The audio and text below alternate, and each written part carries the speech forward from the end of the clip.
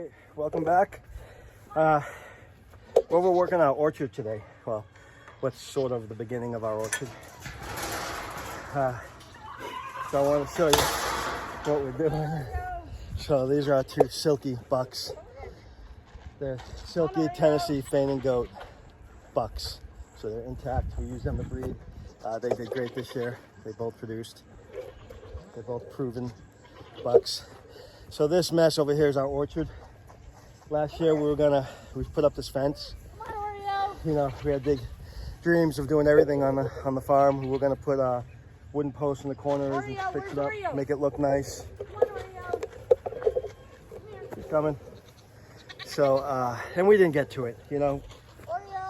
He's looking for a way in. Shake it more, shake it harder.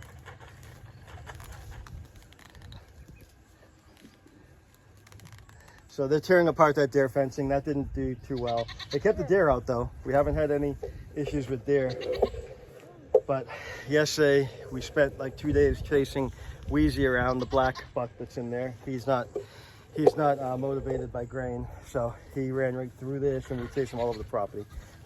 Chandra just got him in this morning. He's been out running around for 2 days or 3 days. Okay, so now how do we lock this up? Eventually I'm gonna put that, when we're done, I'll put that up across. Don't get out right now? Or they're fine right now. Or we'll do an electric fence. So this is our orchard. She just planted some trees last year and this year.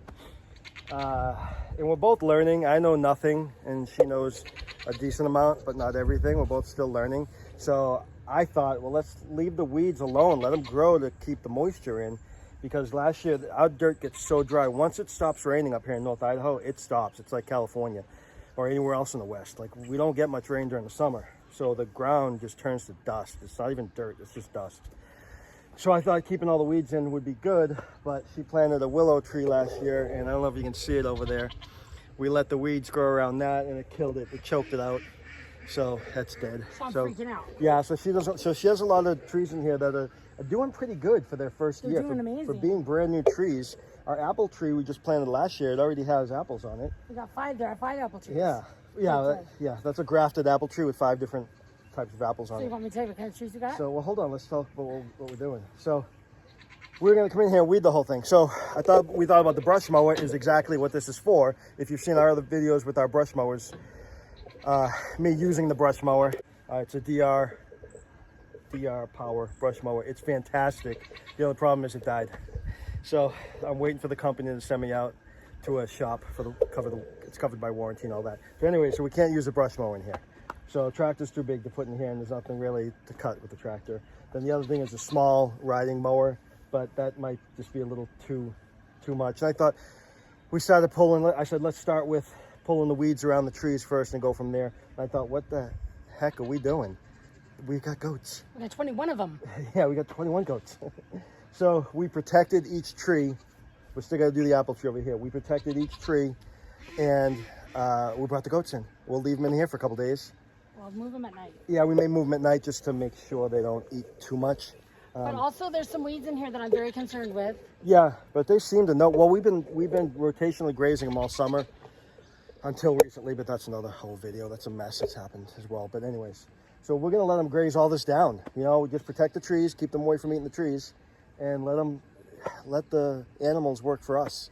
You know, that's the whole point of this, of homesteading and permaculture is working with the land. The permaculture is kind of a blanket statement for just working with the land, working with what you have naturally. So, you know, this is part of it, is letting the goats work with the land. Let them clear out all these weeds. Let them drop their manure inside the orchard here. You know, this is exactly what we want them to do. And there they go. They're already eating. They love their salad. So, and they pretty much know what to eat, what not to eat. Meaning there's some yarrow in there that's like not good. That white stuff is yarrow. Yeah. So I don't know if there's stingy nettle in there. I don't know. So they pretty much know what they can and can't eat. See, let's see. I'm watching. That's why I want them in there to watch them. So that's what we're going to do with the orchard is let them eat it down, and then we'll permanently put things around the trees to protect the trees from the deer, because we get a lot of deer on our property. We haven't had it this year because we use this deer netting, but the deer netting is really weak. like I said, the bucks can just blow right through it like one did yesterday. So we'll probably take this whole big ugly fence down and put up just fencing around the trees. The wild raspberry tree. He has wild raspberries in there. We already have raspberries, so she doesn't want them in the orchard. So we're gonna let them grow raspberries in an orchard. What? You really shouldn't grow raspberries. Why not? I don't know. Okay, see, we're still learning. So anyways, we're gonna let them eat the raspberries, let them eat everything except the trees. And I don't think they're gonna push too hard. See, that's one of the trees is going there now. I don't think they're gonna push too hard in those fences. They're not super strong, but I don't think they'll push too hard because there's so much to eat. There's so much greenery in here that they're not gonna be too concerned with it. I don't know if they're gonna eat the grass though. He doesn't like it. They will eventually. He's looking to see. They're gonna eat what their favorite things are first. They'll eat the weeds and everything first. When we have them rotationally grazing, they eat everything up high first. They eat the stuff off the trees. They eat whatever pine needles they can reach. And then they'll start eating the grass off the ground. So they know what their preferences are. Goats are not like everyone thinks. Generally speaking, people think that goats will eat anything and everything, and they won't. They're very picky. They know what they like. A lot of times when we're rotationally grazing them, like I said, they know what they like, and also they know what they're not supposed to eat. So when we're rotationally grazing them, it'll still have some greenery in their area, but they'll be crying, and they're done. They're done with that area, so that's why I know to move them. Even though there's still some brush left, they know they can't eat that stuff, you know. I don't know different things that they can and can't eat, so don't ask me. But anyway, so that's our plan for the orchard, is to let them come in here and do the work for us. We got to get that other fence up though, because they're trying to get out here. Yeah, they're good right now. So anyway, so that's what we do. You know, same thing with the chickens in the compost pile. We put it in there, and then when I want that compost pile turned, I feed the chickens on top of the compost pile. Do you want to know what let kind them of do the trees work. we have in here? So yes, tell us what kind of trees we have in here. We have 5 apple trees, 5 grafted apple tree with 5 different apples on it. Fiji apples, delicious apples, a bunch of different apples. Yep. And then we have a Honeycrisp apple tree. Yep. We have a pear tree, and then we have a Asian pear tree that's supposed to taste like butterscotch. Then we have 2 cherry trees. We have a Stella and a Rainier. And then we have a plum tree, Italian sugar. We have 13 trees. The plum tree produced last year. Nectarine, we have a nectarine tree.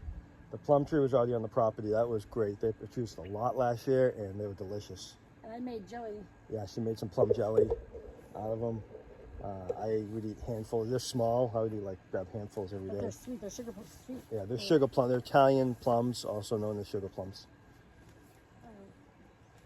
So that's our plan with the orchard, is let the goats get in here and weed for us so we can go do something else. Why are we going to waste our time and our energy weeding all this when they're more than happy to do it? So, kind of killing 2 birds with 1 stone.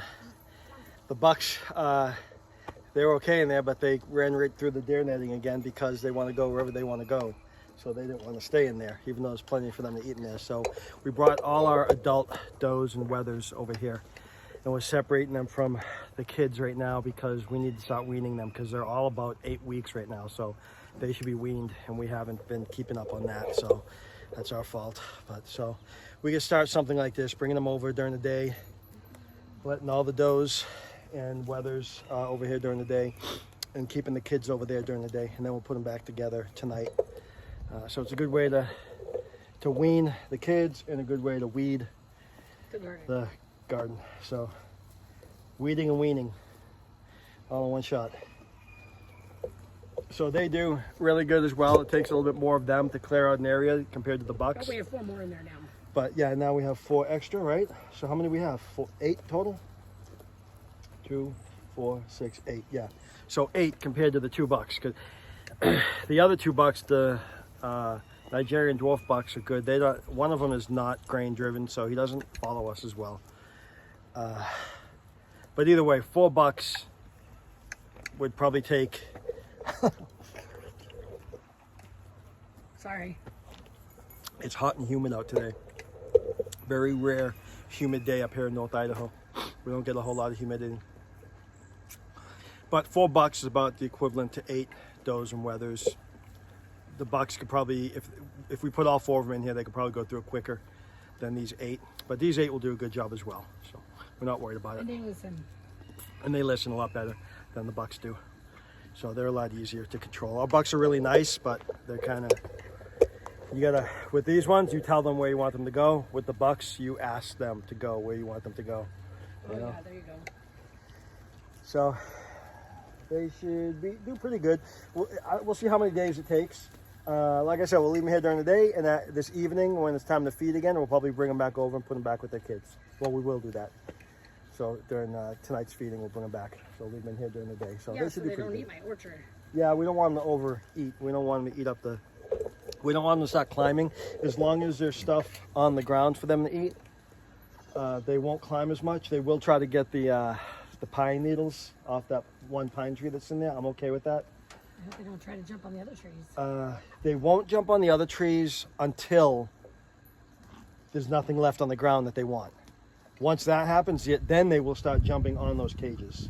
Yes. So that's what we need to keep an eye out for. You could probably milk them out right now and like get them all drained out. Yeah. Because that's the thing you got to worry about is mastitis too. Yeah. Got one following you. No, you So didn't. we forgot we don't have 8 does and wethers. We have 9 does and wethers. I forgot one on the way over.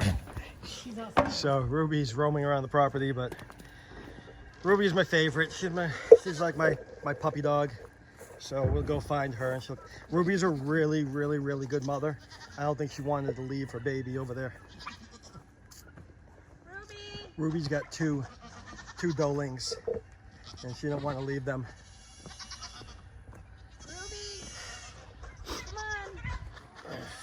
Ruby's usually the one that follows first, but like I said, yeah, Gypsy's are really good. They're all good mothers, but Ruby doesn't want to leave. So I can understand that. Her choice was between us or her 2 babies, and she chose her babies, so that's good. I'm happy with that. Ruby! Ruby girl, come on. Come on, baby! Come on. Freddie's the loudest. Freddie is so loud. This is what he does all day long. He's our baby. Look at his curly hair. He's got his curly hair like his mother. Come He got on! the curly bangs. That's the only one we're keeping. Yeah, Freddie's gonna be the only kid that we keep this year. Come on! Should we let him go over there?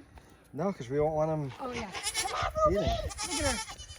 Come on, baby. Come We need them on. weaned because Freddie is Gypsy's only baby. Hi, baby. Hi, So we girl. need to wean him. Come on. Sort of. We don't really need to wean him, I guess, because we're keeping him. Gypsy will do that for us. She'll wean them for us. Although, if you don't wean them, they'll be on the teat for a long time. It looks silly. You'll have like a full-grown goat trying to nurse. Come on.